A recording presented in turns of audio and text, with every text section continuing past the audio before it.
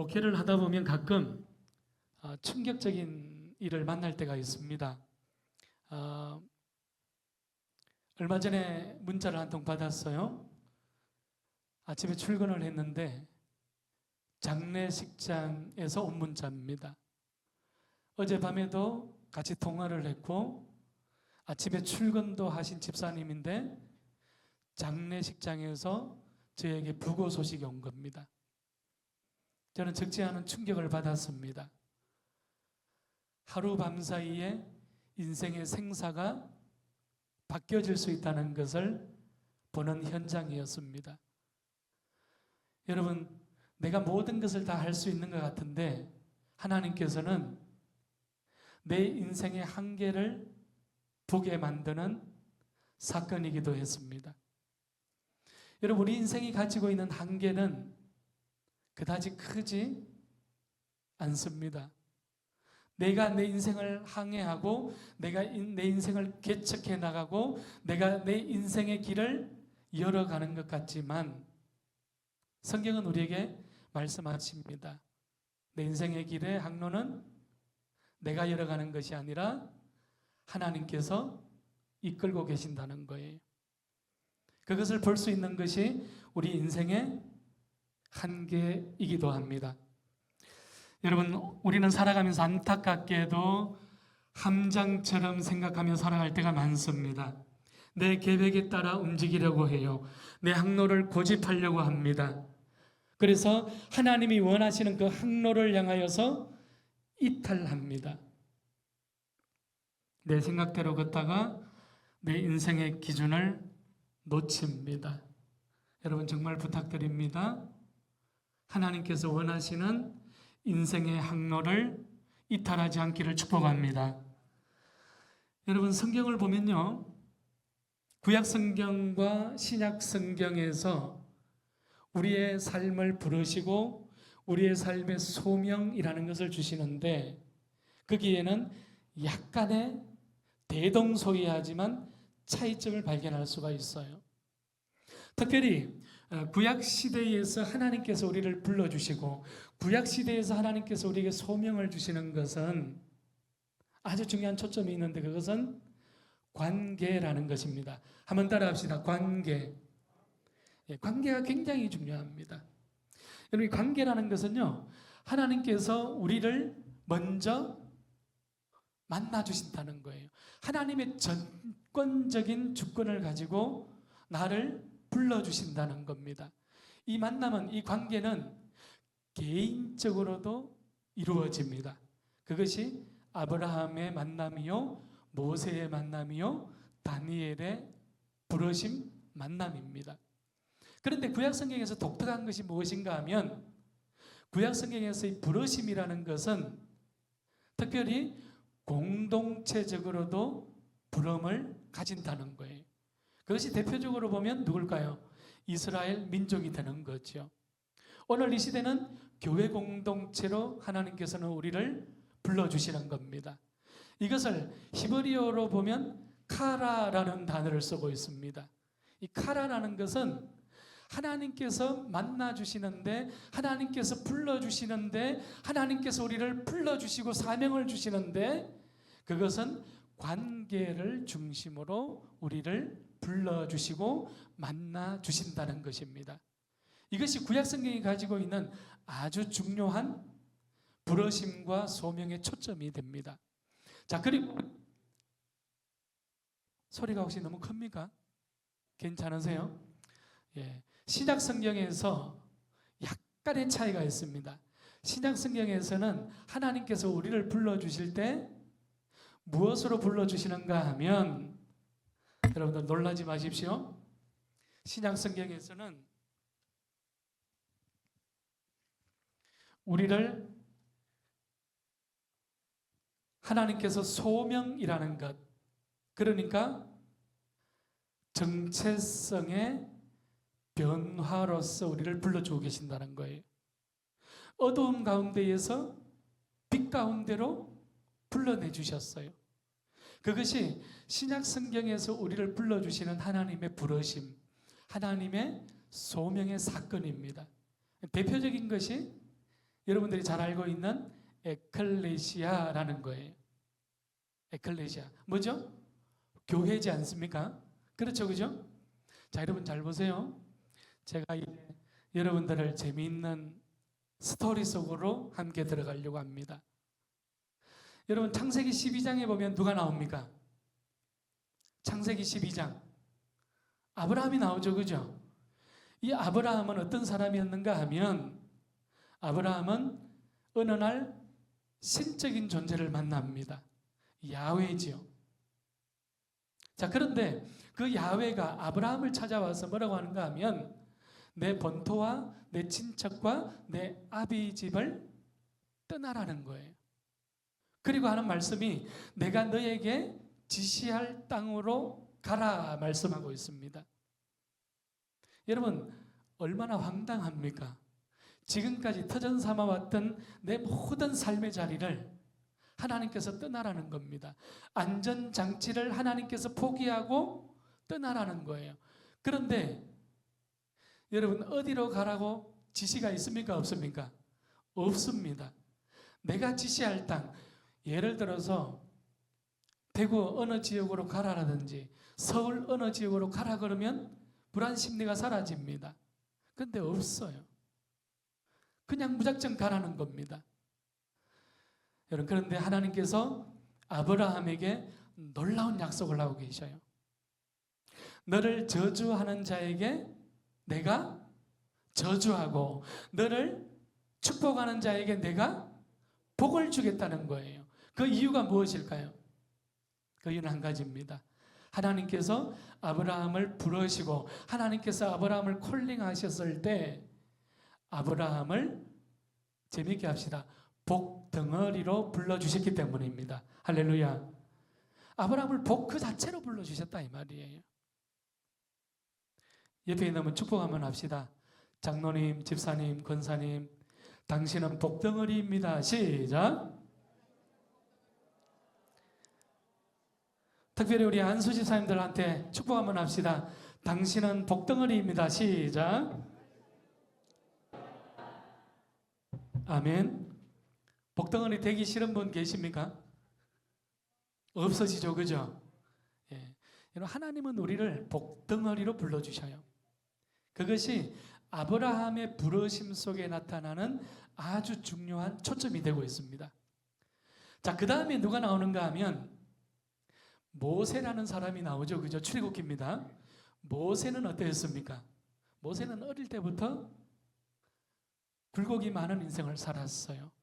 태어나면서부터 엄마 젖을 빨지 못하고, 그렇죠? 예, 공주의 아들이 되어서 왕궁에서 자랍니다. 부모 밑에서 석 달을 숨겨 살려졌지만 곧 나일강에 버려지죠, 그죠? 그래서 그 이름이 모세지 않습니까? 내가 너를 물에서 건져냈다는 거예요. 하나님의 부르심은 여기서부터 시작되고 있잖아요. 여러분 잘 보십시오.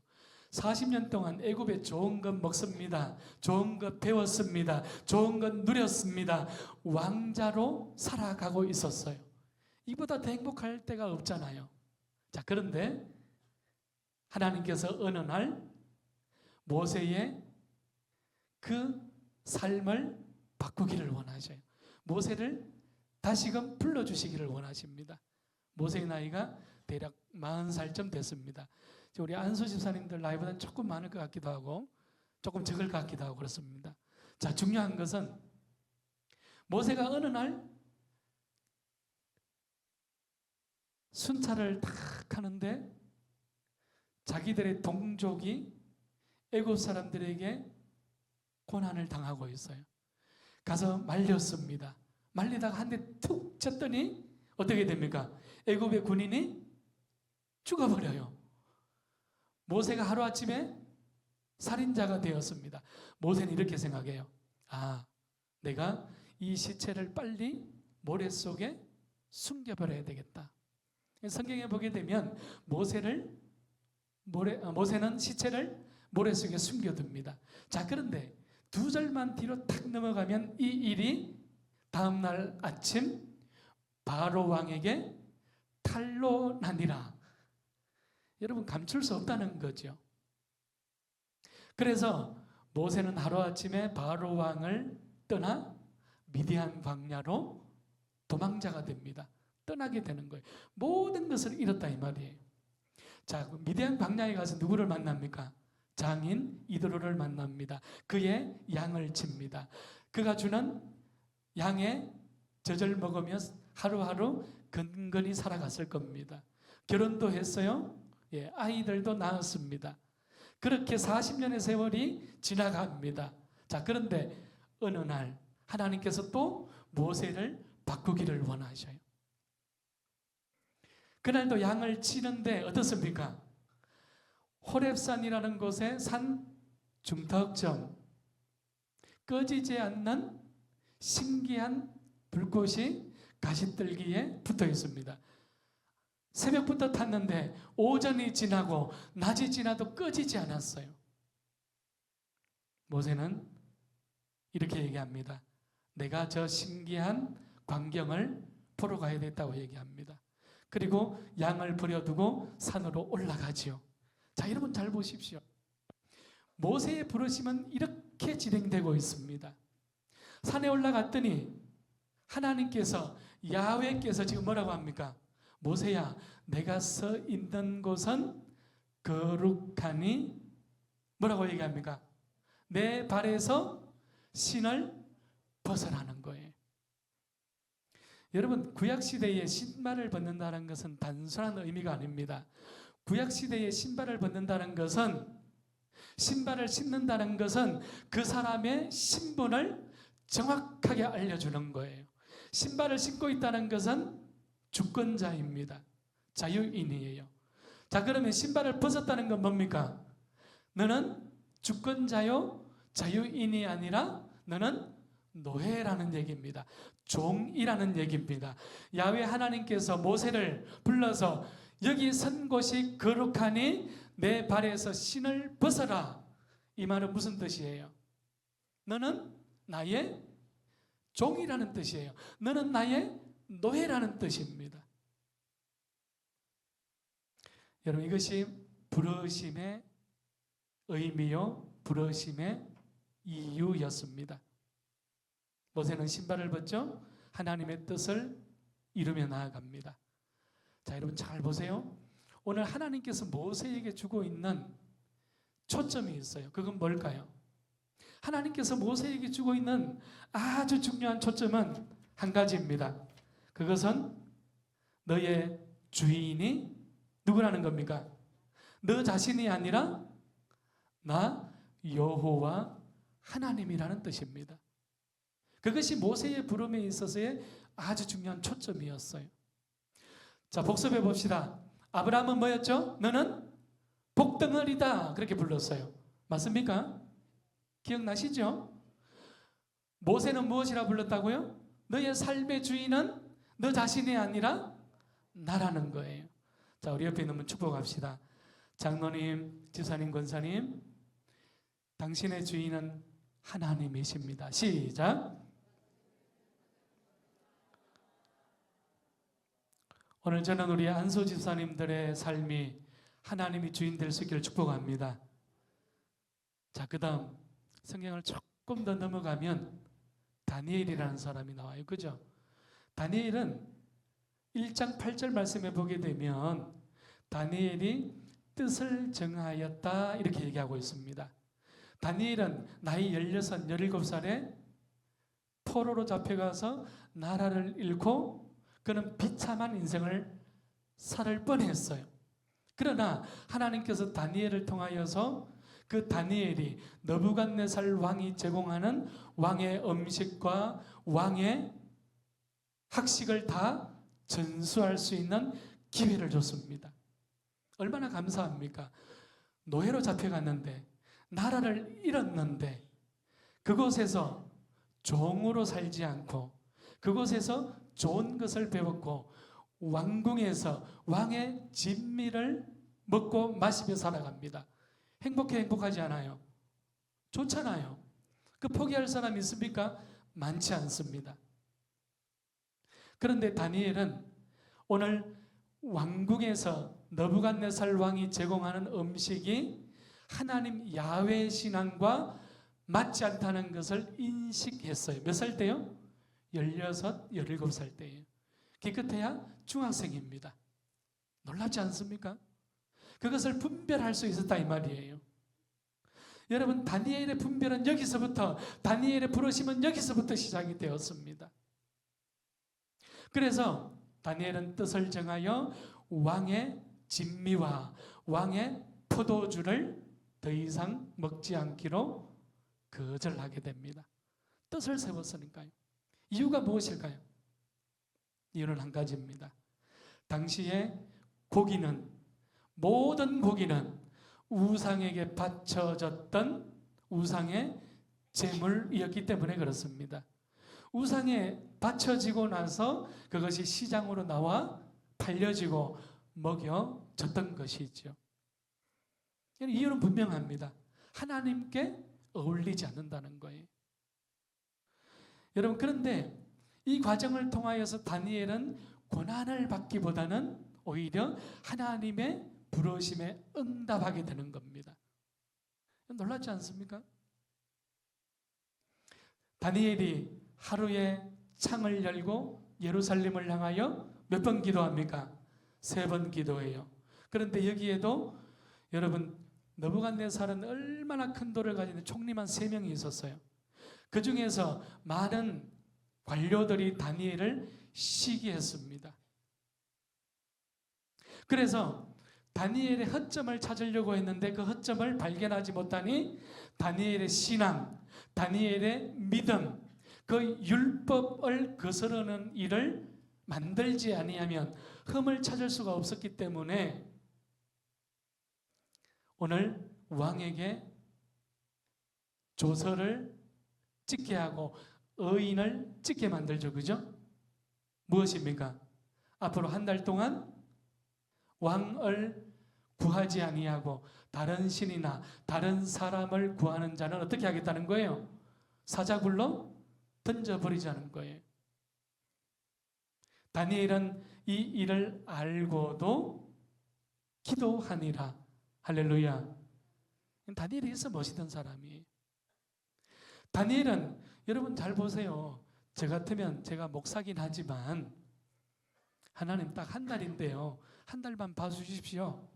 한 달만 모르는 척하고 지나가겠습니다. 그럴 것 같아요. 한 달 뒤에는 얼마든지 할 수 있으니까요. 그런데 다니엘은 알고도 하루에 창을 3번 열고 기도하는 사람이었어요. 타협하지 않았다는 거예요. 그것이 다니엘의 부르심의 응답의 모습이죠. 자, 그런데 다니엘은 느부갓네살 때 끝나는 게 아닙니다. 5장에 가면 벨사살, 또 6장, 10장에 가면 바벨론의 강가지요, 그죠? 거기에서 무려 66년 동안 바벨론에서 총리로 살아가게 되는 겁니다. 엄청나지 않습니까? 여러분, 다니엘서를 통하여서 하나님의 부르심, 개인적인 부르심에 대한 우리에게 주는 말씀에 초점이 있습니다. 그건 뭘까요? 그것은 한번 따라합시다. 하나님께서 책임지는 인생. 아멘. 여러분, 다니엘을 통하여서 하나님이 우리에게 보여주시는 것은 하나님이 책임지는 인생이 따로 있다는 거예요. 내 힘으로 살아가는 인생이 아니라, 내 열심으로, 내 계획으로 살아가는 것이 아니라 하나님이 책임져주는 인생이 따로 있다는 겁니다. 저는 여러분들이 하나님이 책임져 주시는 인생을 살아갈 수 있기를 축복합니다. 옆에 있는 분 축복합시다. 하나님이 책임지는 인생 살아가십시오. 시작. 아멘. 잘 따라오고 계십니까? 말이 빠릅니까? 괜찮죠? 예. 자, 오늘 마가복음을 통해서 예수님께서 우리에게 주는 제자도는 3가지가 있습니다. 첫 번째는 예수님의 부르심으로부터 시작된다는 겁니다. 여러분, 제자라는 것은 하나님의 콜링으로부터 시작되는 거예요. 내가 예수님을 선택해서 되는 것이 아니라 하나님께서 나를 주권적으로 부르심을 통하여서 시작되는 것이 제자도입니다. 여러분, 마가는요, 특별히 예수님을 우리를 불러주시는 분으로 하나님의 아들로서 마가복음에서 강조하고 계시는데, 이것은 내가 시작하는 길이 아니라 하나님께서 시작하신 길이라는 것을 말씀하고 있어요. 여러분, 하나님을 만나면 어떻게 될까요? 가장 먼저 주어지는 결과가 있습니다. 그것은 정체성이 바뀐다는 거예요. 어렵습니까? 하나님을 만나면 나라는 존재가 변화되어지는 거예요. 조금 쉬운 말로 하면 거듭난다 이 말입니다. 이해되셨죠? 예, 그것이 부르심입니다. 하나님의 부르심은 반드시 정체성의 변화를 가지고 오게 됩니다. 어두움에서 빛으로 옮겼기 때문에 그래요. 지옥에서 천국으로 옮겼기 때문이에요. 여러분, 내가 어두움에 뿌리를 내리고 있을 때는, 세상에 뿌리를 내리고 있을 때는 세상의 열매를 결실하지만, 하나님의 부르심은 나의 존재를 바꾸어 놓았어요. 빛 가운데로 옮겨 심어 놓았어요. 하나님의 나라 가운데로 옮겨 심어 놓았어요. 그러니 어떻습니까? 열매가 달라지는 거예요. 부르심이 있으니 열매가 달라지고 정체성이 변화되어지는 겁니다. 이것을 거듭남이라고 이야기하는 겁니다. 자, 마가복음에서 제자도의 두 번째 특징은요, 즉각적인 순종으로 나타나는 겁니다.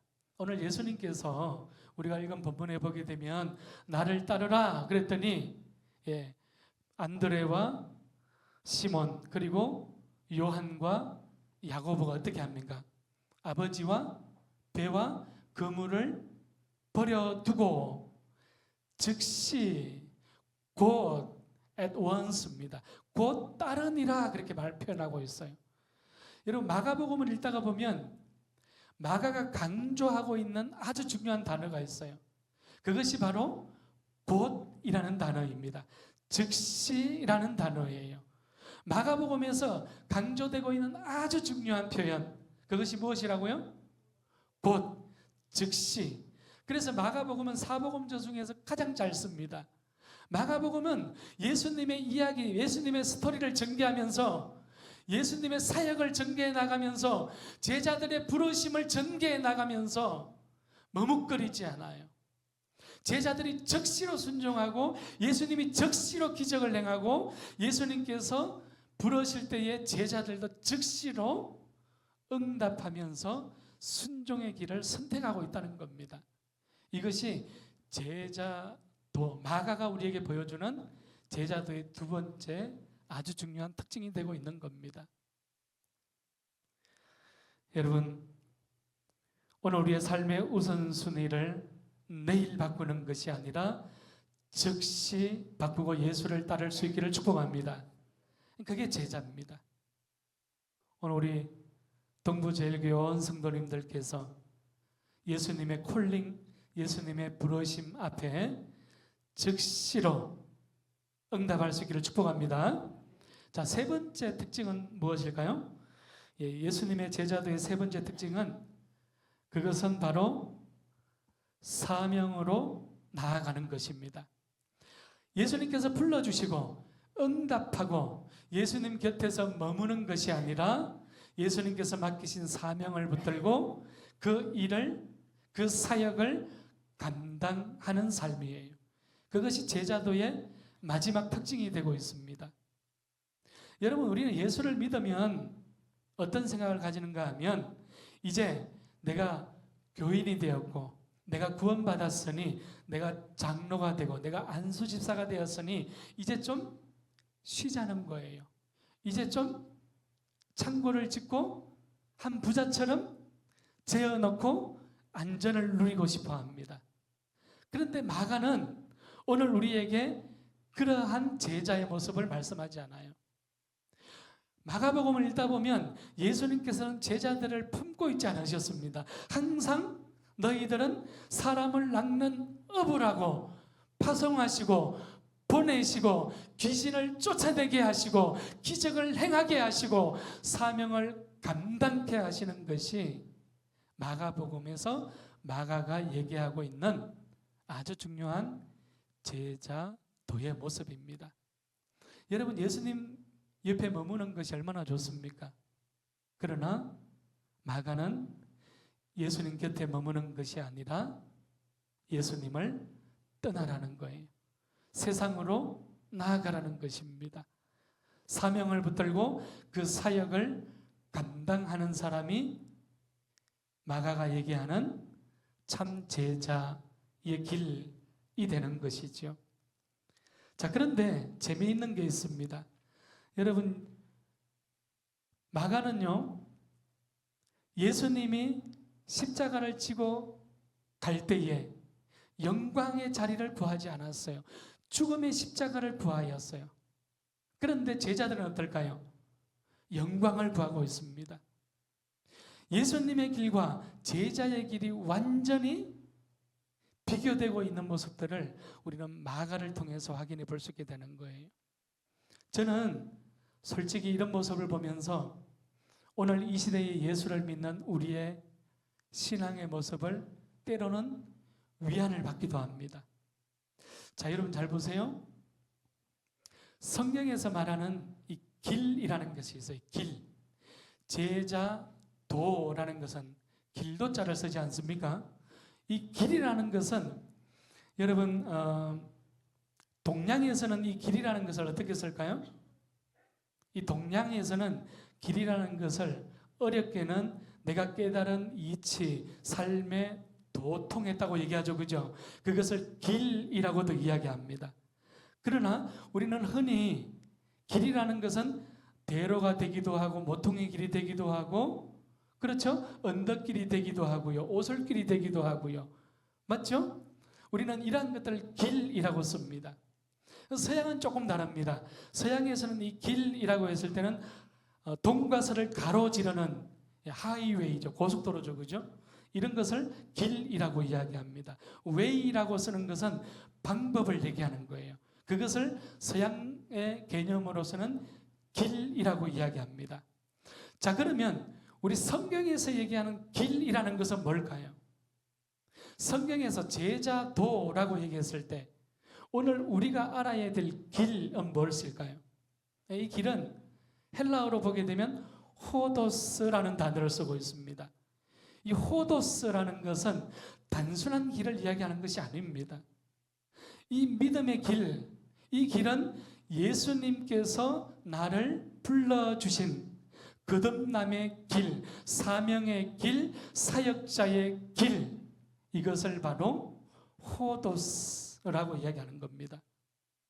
성경에서 말하는 인생의 길, 제자의 길이 어떤 의미인지 아시겠죠? 그죠?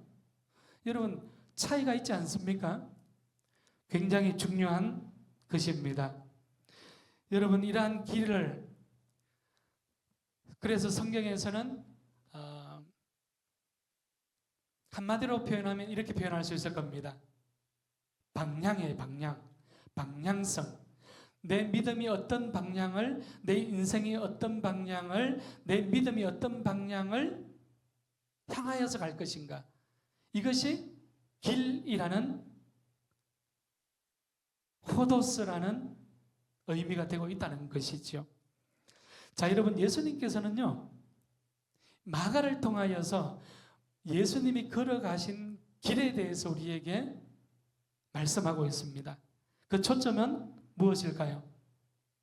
내가 이 땅에 온 것은 섬김을 받으려 함이 아니요 도리어 섬기려 하고 많은 사람들을 위하여 목숨을 대속물로 주려 함이니라 말씀하고 있습니다. 여러분, 이 말씀이 예수님께서 이 땅에 오신 길, 예수님께서 이 땅에 오셔서 십자가를 지시는 방향입니다. 자, 그러나 제자들은 어떻습니까? 사명의 길 대신, 고난의 길 대신, 헌신의 길 대신 살 길, 영광의 길만 몰두하였죠.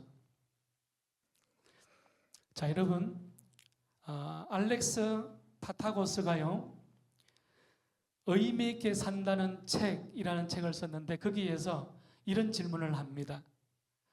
나답게 사는 것이 무엇일까? 나의 나됨은 어디로부터 나오는 것일까? 이런 질문을 하게 돼요. 내 직업이 무엇인가? 내가 얼마나 가졌는가? 내가 무엇을 잘하는가? 내가 무엇을 잘하지 못하는가? 여러분, 능력의 문제가 나를 결정하는 것이 아니라고 말합니다. 동의하십니까? 여러분, 고대 철학자인 칸트는요, 우리 인생의 세 가지를 질문을 했습니다. 나는 무엇을 알아가도 되는가? 나는 무엇을 원해도 되는가? 나는 무엇을 해야 하는가? 여러분, 우리가 잘 알고 있는 철학자들이 많이 있잖아요. 플라톤, 비트겐슈타인, 아리스토텔레스, 니체, 하이데거. 여러분, 이런 철학자들은요, 한 가지의 질문을 가졌습니다. 나의 나됨은 내가 신이냐 인간이냐, 생명이냐 죽음이냐. 여러분, 아주 중요한 인생의 본질을 묻고 답하기를 원했습니다. 신앙이냐 물질 세계냐, 눈에 보이는 것이냐 보이지 않는 것이냐. 인생에 있어서 본질에 대한 질문들을 계속적으로 던지면서 나의 나됨이 어디로부터 나오는지를 해답을 찾기를 원했던 질문들을 우리는 지금 마주하고 있습니다. 21세기를 살아가는 우리에게 오늘 2026년입니다. 5월이라는 이 시대를 살아가는 우리에게 이 질문은 여전히 유효하고 여전히 살아있고 여전히 우리의 가슴을, 우리의 인생을 두드리지 않습니까? 우리가 살아가면서 만나는 삶의 문제와 다 있기 때문입니다. 신앙적인 고민, 살아가면서 만나는 인생의 고민과 다 있습니다. 여러분, 우리는 먹고 살기 바쁘기 때문에, 자식 교육 때문에, 직장 때문에, 친구 관계 때문에, 분주함 때문에 나의 나됨이라는, 하나님의 부르심이라는, 제자의 길이라는 인생의 본질의 질문을 우리는 생각조차 하지 않으려고 합니다. 우리는 이 질문을 회피하며 살아갑니다. 때로는 경제적이지 않다는 이유만으로, 돈이 되지 않는다는 이유만으로 이 인생의 근본의 질문을 외면하며 살아가기도 합니다. 여러분, 나는 오늘 무엇 때문에 분주합니까? 나는 오늘 무엇 때문에 밤잠을 설치며 살아가고 있습니까? 나는 오늘 무엇 때문에 고민하고 애쓰며 살아가고 있습니까? 조금 더 성공하기 위해서요? 조금 더 다른 사람보다 잘 되기 위해서요? 조금 더 가지기 위해서요? 여러분, 하나님께서 우리를 그리스도인으로 불러주신 이유, 하나님께서 우리를 하나님의 자녀 삼으시고 하나님께서 우리를 교회의 직분자로 세워주신 이유가 겨우 이것 때문일까요? 오늘 마가복음 1장 18절과 20절 말씀을 보게 되면 모든 것을 버려두고라고 우리에게 강조하고 있습니다. 여러분, 우리의 손은 재미있습니다. 하나를 잡으면 다른 하나는 잡을 수 없습니다. 하나를 잡고 다른 것을 잡기 위해서는 반드시 잡은 것을 펼쳐야만 합니다. 그래야 다른 것을 잡을 수 있다는 것이죠. 이것이 우리 인생의 한계요, 이것이 우리 인생의 모습입니다. 버릴 것은 버릴 수 있기를 축복합니다. 잡을 것은 잡을 수 있기를 축복합니다. 자, 우리 옆에 있는 분 축복합시다. 버릴 건 버리고 잡을 거는 잡읍시다. 시작. 자, 여러분 잘 보십시오. 버릴 건 버리고 잡을 건 잡는다는 것을 조금 고상하게 표현하면 이것이 제자의 도라는 표현입니다. Follow me가 되는 거, Follow me. 나를 따르라. 예수님을 따르라면 내가 지금 찾고 있는 것, 내가 지금 소중하게 여기는 것을 반드시 버려둬야 됩니다. 예수님의 제자들은 하루의 생업이었어요. 인생의 기반이었습니다. 모세도 아브라함도 다니엘도 자신들이 가졌던 모든 잡고 있었던 것을 버려두고 하나님의 콜링에 나아갈만 했던 거죠. 이것이 제자도가 가지고 있는 모습입니다. 여러분, 초점의 변화, 방향의 변화는 바로 여기서부터 시작됩니다. 여러분, 의지라는 것은요, 제임스 사전에서는 이렇게 표현하고 있어요. 자신을 지배할 수 있는 힘, 이것을 의지라고 표현하고 있습니다. 여러분, yes 그리고 no, 예와 아니요라고 결정할 수 있는 것은 나의 의지로부터 나온다 이 말입니다. 나 자신을 찾을 수 있도록 하는 힘이 의지로부터 나온다는 거예요. 내가 멈추고 억제할 수 있는 힘이 의지로부터 나온다는 것입니다. 맞습니까? 여러분, 거절할 수 있는 힘이 내 의지로부터 나오기 때문에 내가 잡고 있는 것을 내려놓고 포기할 수 있는 힘도 예수를 붙잡고 예수의 길, 제자들의 길을 따라갈 수 있는 힘도 어디로부터 나온다는 거예요? 의지로부터 나온다는 겁니다. 저는 여러분들의 의지가 성령의 사로잡힘 앞에 있을 수 있기를 축복합니다. 여러분, 일본의 이 킨츠키라는 전통 도자기 수리 기법이 있습니다. 이 킨츠키라는 것은요, 도자기를 이렇게 고의적으로라도 깨버립니다. 그러면 도자기가 금이 가고 깨어지지 않습니까? 그러면 그 조각조각을 오칠을 해서 붙입니다.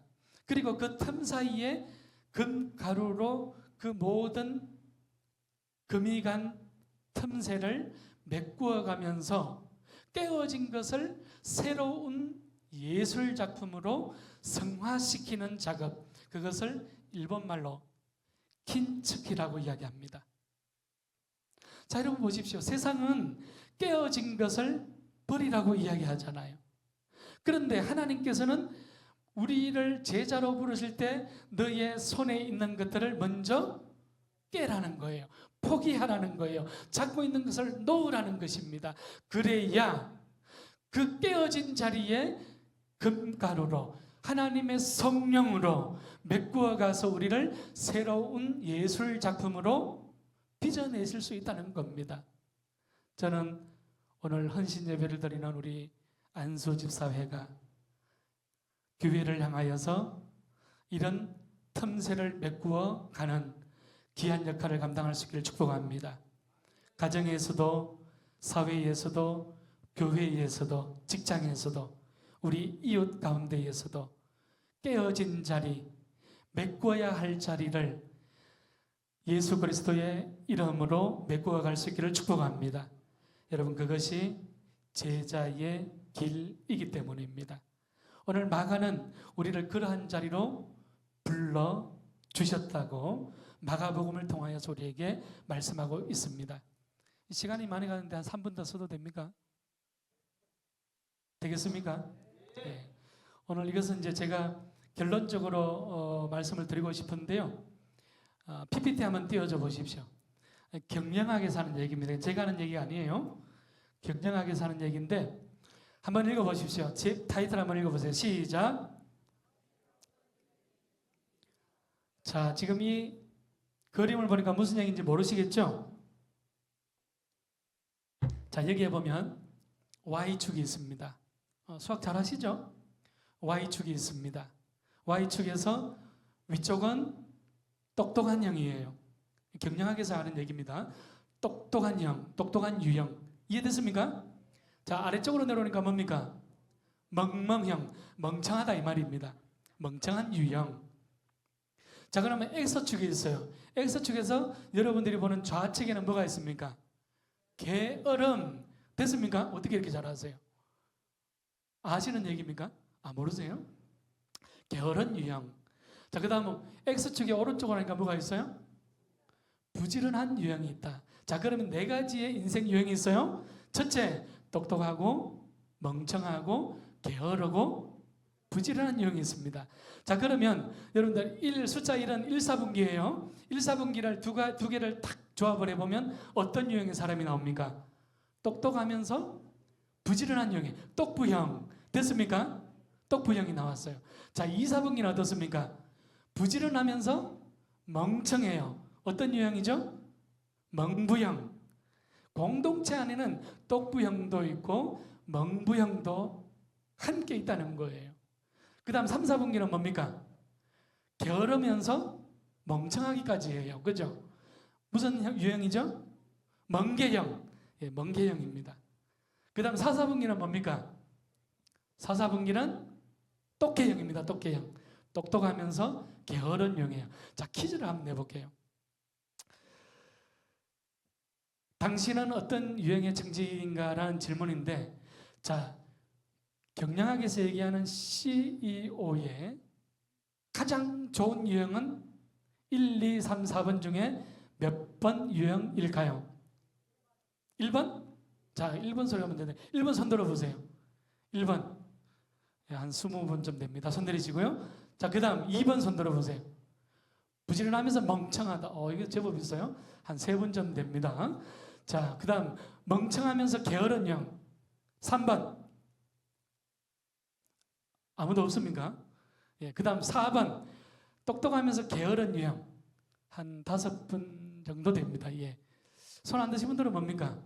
제 5의 유형이 또 있습니까? 팔짱 끼고 구근하네요. 예. 자, 좋습니다. 자, 여러분 보세요.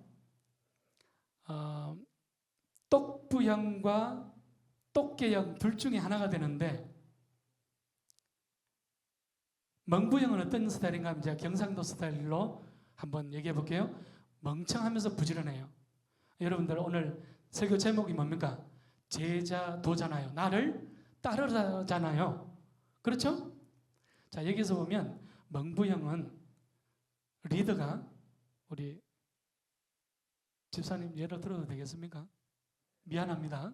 집사님 그런 건 아닌데, 제가 오늘 안수집사회 회장님이시니까 쫙 깃대를 뽑아 들고 뒤를 딱 돌아가면서 얘기합니다. Follow me. 나를 따르라. 그럽니다. 사람들이 쫙 따라가요. 쫙 해가지고 우리 대구에 유명한 산이 뭐가 있습니까? 803 말고 뭐가 있죠? 앞산을 탁 올라갔어요. 예. 그 올라가서 깃대를 탁 꽂으면서 쳐다봤더니 여기가 803이 아니에요. 여기가 아닌가벼. 나를 따르라 하면서 또 깃대를 쫙 뽑는 겁니다. 이게 멍부형이에요. 멍청하면서 부지런한 CEO 밑에서는 고달픈 거예요. 맞죠? 그죠? 자, 그 다음에 멍게형은 뭘까요?